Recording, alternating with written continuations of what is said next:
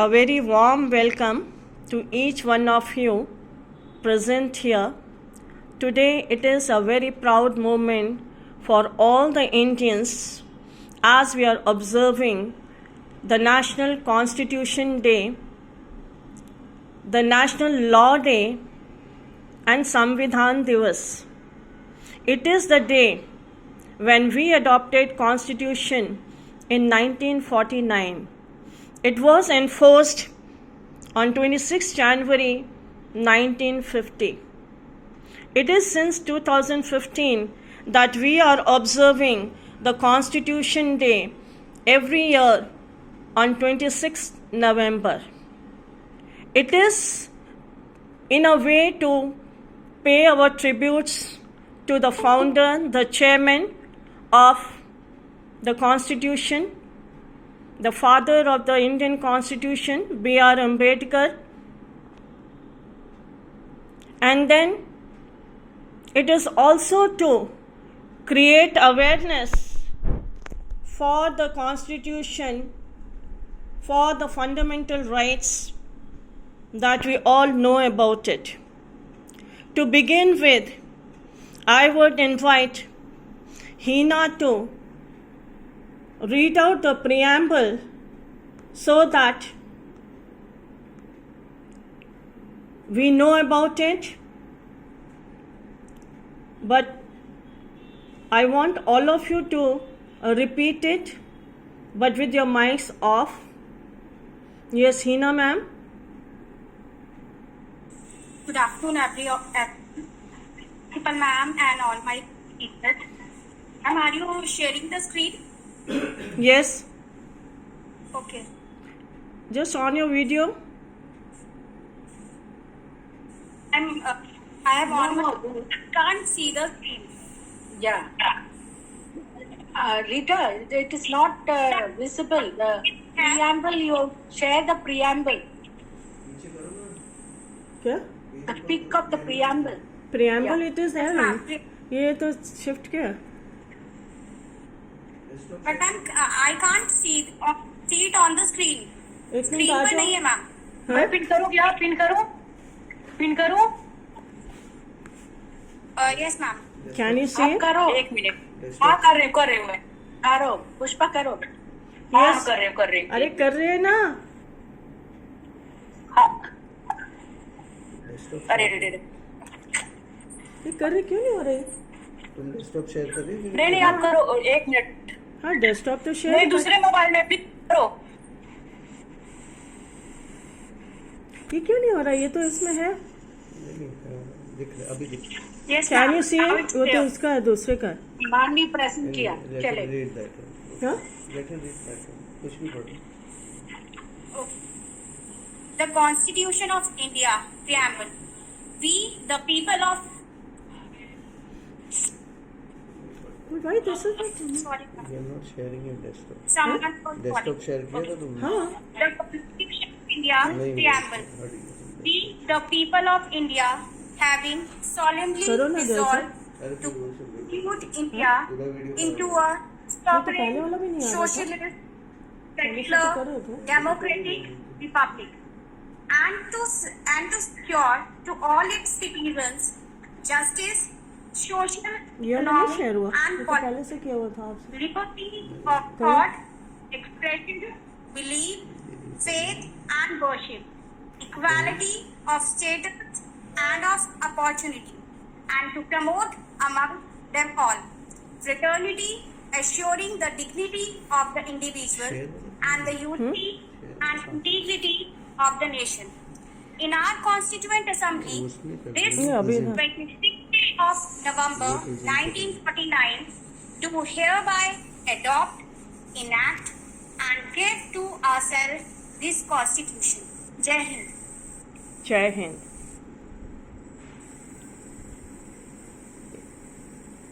Yes, present. Huh?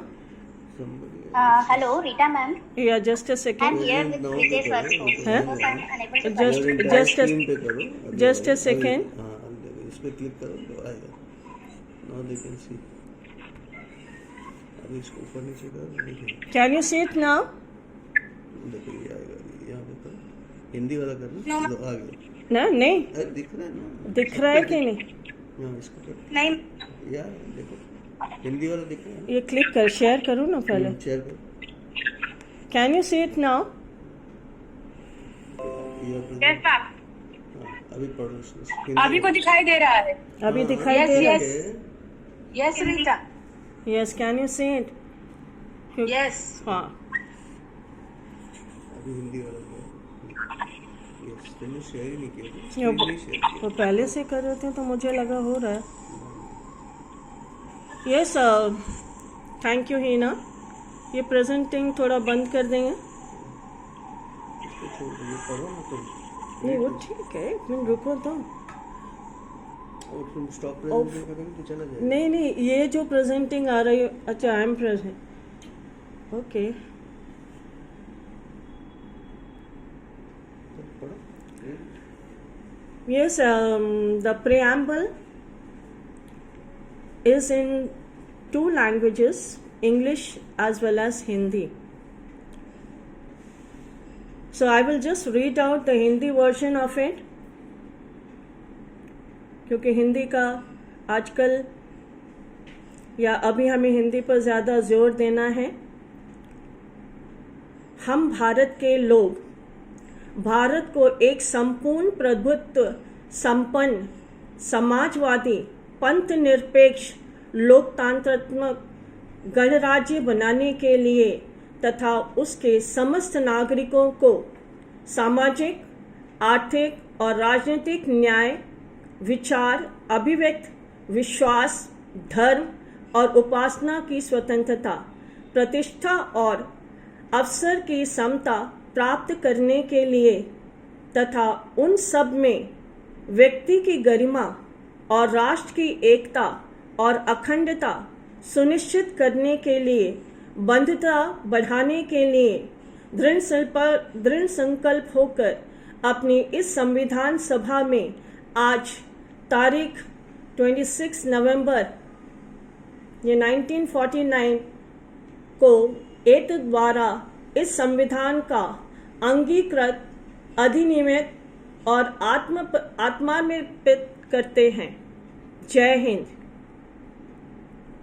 So this was the Hindi version of the Constitution.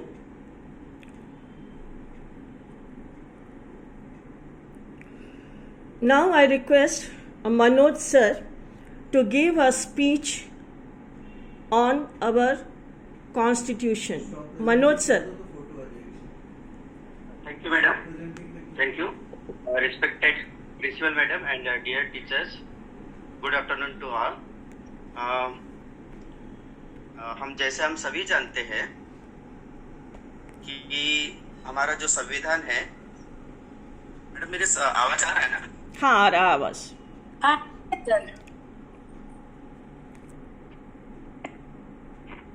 Okay ma'am. तो हमारा जो संविधान है मैम, ये 26 नवंबर 1949 को बनकर तैयार हुआ था। और ये काफी ऐसा नहीं है कि एक दो दिन में या एक दो दिनों या एक दो सप्ताह में ये बनकर तैयार हुआ था। इसके लिए काफी हमारे जो लीडर्स थे काफी मेहनत की थी इसको बनाने के लिए, और वेरियस कमिटीज बनाई गई थी।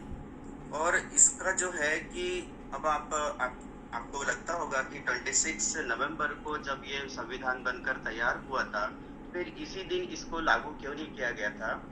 26 जनवरी को ही हम लोग रिपब्लिक डे क्यों मनाते हैं, और इसको विथ इफेक्ट 26 जनवरी ही क्यों किया गया था? तो इसके पीछे रीजन ये है कि थोड़ा हिस्ट्री में पीछे जाना होगा कि जब लाहौर अधिवेशन हुआ था, लाहौर का कांग्रेस का अधिवेशन हुआ था, उसमें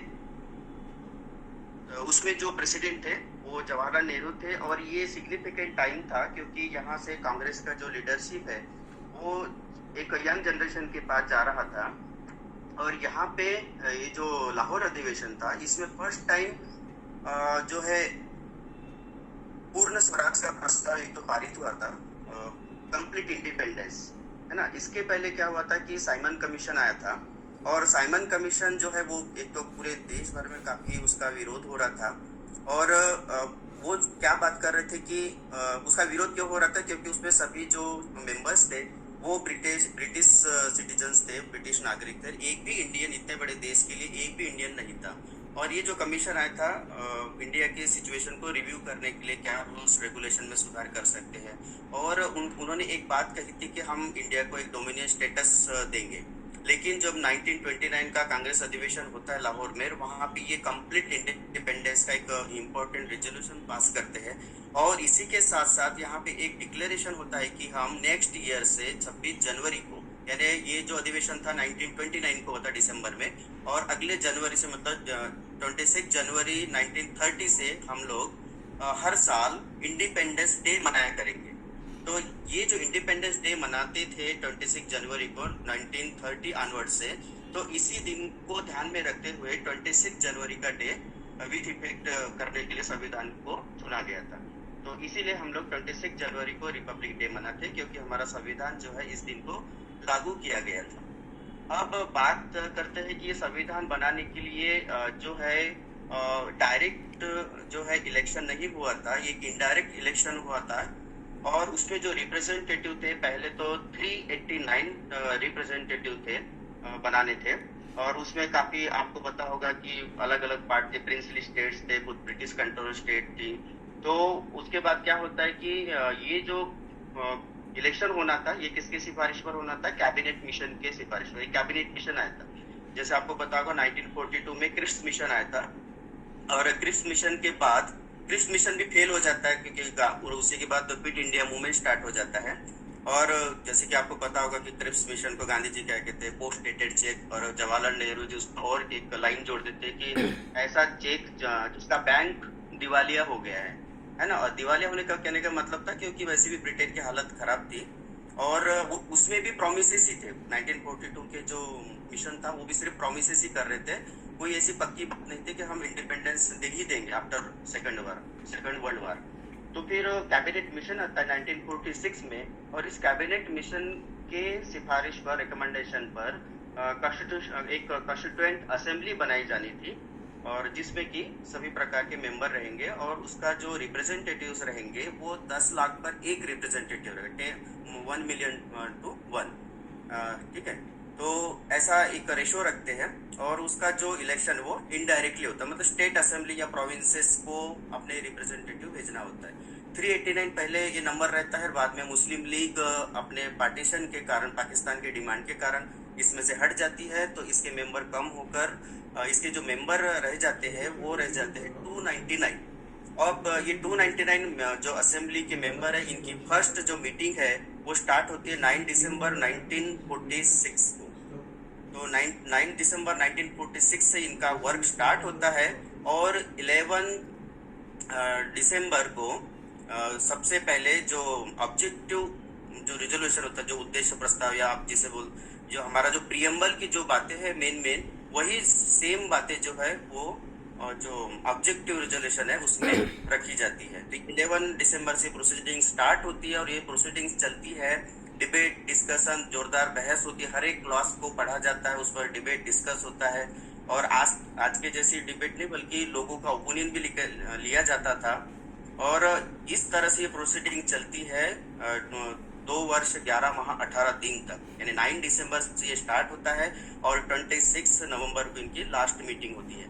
तो इतना 2 साल का से ऊपर का समय इनको लगता है संविधान बनाने में, और ये काफी एक बड़ा वर्क था। और इसमें सबसे जो मेन कमेटियां थी वो 8 कमेटीज थी, जिसमें सबसे इम्पोर्टेंट कमेटी थी वो ड्राफ्टिंग कमेटी। और ड्राफ्टिंग कमेटी के जो प्रेसिडेंट थे वो थे डॉक्टर आम्बेडकर जी। और इस संविधान सभा के जो अध्यक्ष थे वो थे राजेंद्र प्रसाद, जो कि बाद में इंडिया के प्रेसिडेंट बनते हैं। तो इसमें वेरियस कमेटी के थ्रू वर्क होता है, काफी पेंस्टेकिंग वर्क होता है, संविधान बनकर तैयार होता है। और ये जो संविधान है आपको पता होगा विश्व में सबसे बड़ा संविधान है। और हमने जिस गवर्नमेंट से ये फॉर्मेट लिया, हालांकि वहाँ ब्रिटेन में खुद एक नॉन रिटन कॉन्स्टिट्यूशन है, वहाँ का संविधान हालांकि लिखा गया नहीं है, जबकि हमारा संविधान लिखा हुआ संविधान है। ठीक है, तो काफी बड़ा संविधान है। उसके बावजूद हम लोग देखते हैं कि संविधान तो बहुत अच्छा बना है, लेकिन हमारा इम्प्लीमेंटेशन जो पार्ट है वो अभी भी बहुत कमजोर है। हमने जो आदर्श उसमें रखे हैं, जैसे संविधान की जो उद्देशिका जो हमारा जो प्रियम्बल है क्या कहता है कि उसकी ऐसा लगता है कि जो फर्स्ट लाइन है बस वही हम लोग कंप्लीट कर पाए कि we solemnly resolve to constitute India into sovereign republic, sovereign democratic republic. बस लाइन ऐसा लगता है कि 70 ईयर्स में बस इसी पे हमने ज्यादा इसी को कंप्लीट किया है। बाकी जो अदर जो इसके जो आदर्श है, जैसे कि जो socialist, secular, justice, liberty, fraternity, equality, इन बातों पर अभी भी हमें कॉन्स्टिट्यूशन के जो आदर्श है और जो उनकी जो अपेक्षा है संविधान निर्माताओं की, उस पर आज की लीडरशिप को खरा उतरना बाकी है।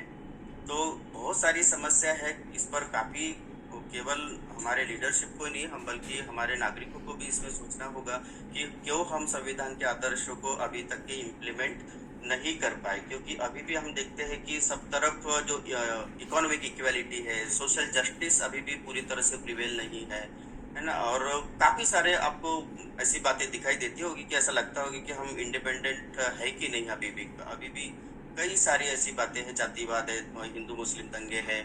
तो आज भी हम लोग ये सेक्युलरिज्म या सोशलिज्म या जस्टिस, लिबर्टी, फ्रैटर्निटी, जो फ्रैटर्निटी मतलब कि लोग भाई बंधुता से रहेंगे, लिबर्टी एंड हर तरह के लिबर्टीज, अपने विश्वास की लिबर्टी, आचार की लिबर्टी, आचार विचार की लिबर्टी, एक्सप्रेशन की लिबर्टी। तो जस्टिस, हर तरह का जस्टिस, सामाजिक आर्थिक जस्टिस की बात की गई, सोशल इकोनॉमिक जस्टिस की बात की गई है। केवल एक ही प्रकार का जस्टिस नहीं बल्कि इसमें सभी प्रकार का न्याय की बात की गई है। तो कहने का अर्थ यही है मेरा कि अभी हम लोग जो है संविधान के आदर्शों पर हमें हमारे लीडरशिप को भी बहुत काम करना होगा। एज ए सिटीजन भी हमें इस पर गौर करना चाहिए कि हम लोग भी कहीं ना कहीं हमारी जो पब्लिक है, आम पब्लिक, वो भी जिम्मेदार है, क्योंकि इसमें एक तरफ फंडामेंटल राइट्स है तो एक तरफ फंडामेंटल ड्यूटीज भी है। तो क्या हम हमेशा राइट्स की बात करते तो फंडामेंटल ड्यूटीज जो शायद हम भूल जाते हैं। कई सारे इसमें अब संविधान जो कई सारी बातें इसमें जो स्टेट सब्जेक्ट है, सेंट्रल सब्जेक्ट्स है, जो मतलब स्टेट के भी क्या सब्जेक्ट्स जो काम करने होते, लॉ बनाने होते, वो डिवाइड किया गया था कि आपके सेंट्रल के सब्जेक्ट्स ये हो गए। सेंट्रल गवर्नमेंट को इस पर कानून बनाना होता है, स्टेट गवर्नमेंट को इस पर कानून बनाना होता है, और एक कॉन्करेंट लिस्ट होती है जिसमें दोनों कानून बना सकते हैं। तो उसके बावजूद भी आप देखिए कि सेंट्रल और स्टेट गवर्नमेंट के जो सोर्सेस है उनमें भी काफी डिफरेंस दिखता है। आज भी आप देखेंगे तो गाँवों में अभी भी उतना बड़ा डेवलपमेंट नहीं आ पाया है। इसका कारण क्या है कि जो इनकम के जो बड़े बड़े सोर्सेस है वो आज भी सेंटर के पास है। और सेंटर जो है ज्यादातर आप देखते होंगे खर्चा किस पर करता है, मिलिट्री पे करता है, या और आप देखेंगे कि एजुकेशन, हेल्थ केयर पे अभी भी उतना बजट का परसेंटेज नहीं आ पाता है। स्टेट अभी भी सेंटर की दया पर डिपेंड करते हैं। जब वो इधर पैसा जो रिलीज करते हैं तब जाके जो स्टेट गवर्नमेंट है, अगर कोई रिच स्टेट तो बात अलग है, जैसे महाराष्ट्र है या तमिलनाडु, इनके पास इनकम के अदर सोर्सेज भी है, बट बाकी जो स्टेट गवर्नमेंट के पास अभी भी उतने अच्छे सोर्सेज नहीं है इनकम के। तो उनको जो ग्रांट्स मिलती है सेंट्रल गवर्नमेंट से उसी पे डिपेंड रहना पड़ता है। इस कारण से जो डेवलपमेंट है वो ऑल ओवर जो डेवलपमेंट हो एक जैसा या इक्वल डेवलपमेंट हमारी इंडिया का नहीं दिखता। कोई स्टेट डेवलप दिखता है, कोई स्टेट अभी भी बहुत पीछे दिखता है। इवन हमारे पॉपुलेशन में भी इनइक्वलिटी दिखते हैं, सोशली और इकोनॉमिकली। तो कहने को बहुत सारी बातें हैं संविधान के ऊपर। समय को देखते हुए thank you very much for giving me opportunity. Thank you once again. जय हिंद। Yes, thank you Manoj sir for giving us so much of detailed information. So here I would just add to it, the team of B.R. Ambedkar, we should give our tributes but should not forget the artistic writing of our preamble, which was done by Prem Bihari Narayan Raizada. He was the one who had calligraphed our beautiful preamble, which is bilingual. And then to change or make it into bilingual, they took about 2 months' time. Our constitution, as Manoj sir said, lengthiest, we have 12 thick volumes of our constitution. The original version of this constitution is kept in the parliament. Plus, the recorded message of B.R. Ambedkar is also available in the parliament. In case of any doubts, they can be consulted. So now I request Priyanka madam to recite a poem on constitution. Priyanka ma'am. नमस्ते सभी को